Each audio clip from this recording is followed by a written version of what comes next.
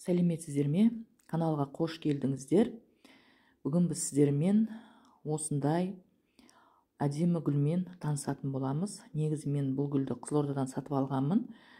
Бұл местный гүл, бірақ бұл гүлді маған монетка деп атын солай атап берген. Іздестіре келе, бұның аты айхерезон екен. Негізі бұны махаббат ағашы деп атап кеткен екен. Неліктен махаббат ағашы деп атайтын себебі, бұның қарап тұрсаңыздар, жапырағы жүрекке ұқсайды. Сондықтан да сол жапырағына байланысты бұны махаббат ағашы деп атап кеткен екен. Бұл өсімдік суккуленттер қатарына жататын көп жылдық өсімдік. Айхерезон немесе махаббат ағашы ол крассула тұқымдастығына жататын шырынды өсімдік. Гүлдің туған жері Азор аралдары немесе Марокко жағалауы. Ол күн сәулесінен өзін қорғап, көлеңке таса жерлерде өседі екен. 20-30 сантиметрге дейін шар тәрізді форма болып өседі екен. 15 түрлері болады. Көп түрлерін бұның үй жағдайында өсіреді. Бұл махаббат ағашы гүлін біз үйдегі өсіріп жатқан толстянка дейміз ғой, ақша шақыратын гүл деп. Сол гүлдердің қатарына жататын гүл болып табылады. Суарылуына келетін болсақ, көктем мен жаз айларында суды жиі құямыз. Топырағы жартылай кепсе, гүлді суара беруге болады. Жазда гүлді жылы душқа түсірсек те болады. Белсенді өсу кезінде бұл гүлге азотты мөлшері бар тыңайтқыштарды айына 2 рет беріп тұруға болады. Өздеріңіз көріп тұрғандай, бұл махаббат ағашы екіге бөлінді. Негізі бір ыдысқа 2 өскінді еккен ғой. Сонымен енді менде 2 махаббат ағашы болатын болды. Екеуін 2 ыдысқа отырғызамыз қазір. Басқа гүлдер сияқты бұл махаббат ағашында тар ыдысқа отырғызуымыз керек. Ал егерде құмына келетін болсақ, құмына кәдімгі универсальный теравита топыраққа кішкене ғана перлит қосып, бұл гүлді отырғыза берсек болады. Бұл махаббат ағашын немесе бақыт ағашы деп айтуға болады.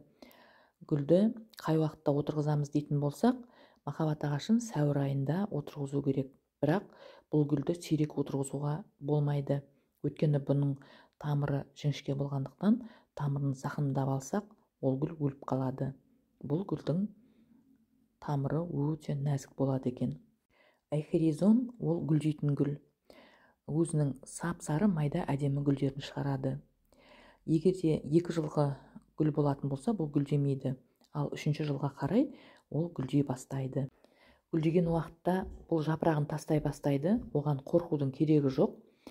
Бұл гүлдеп болғаннан кейін барып, жаңа бұтақтарының өсуіне байланысты қайта жапырақ шығарып, әдемі қалпына келеді. Біз гүлдерді осылай қайта егетін уақытта міндетті түрде тамырына осындай карневинді сеуіп барып отырғызсақ, бұл тез тамыр алып, сол карневин ақ ұнтақ ол гүлдердің тамырының жақсы тез жетіліп кетуіне көмектеседі.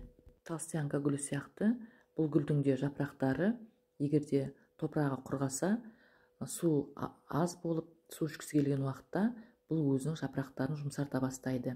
Ал су құйғаннан кейін бұл қайтадан өзінің қалпына келіп, жапырақтары қатая бастайды. Гүлді қалай сақтап қаламыз дейтін болсақ, гүлді күннің тікелей көзінен қорғап, тек жарығы мол жерге қою керек. Көлеңке жерде болмайды. Жазда топырағын қатты кептіріп жібермейміз.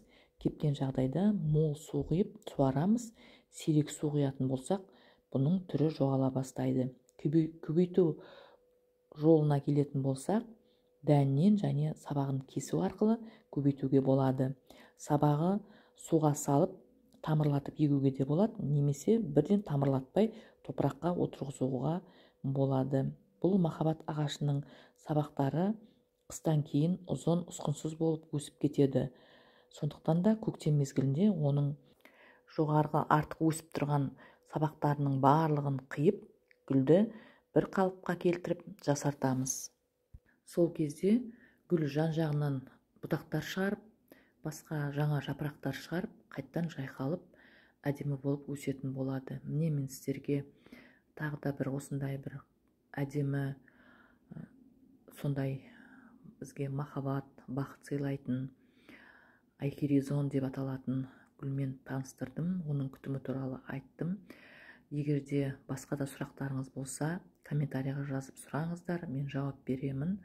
Егер де тіркелмеген болсаңыздар, тіркеліп, лайк басып, комментарий жаза отырыңыздар. Осы айхризон гүлі туралы түсірген кішкене ғана видеоролигім сіздерге пайдалы болды деп ойлаймын. Сіздермен болған бақыт.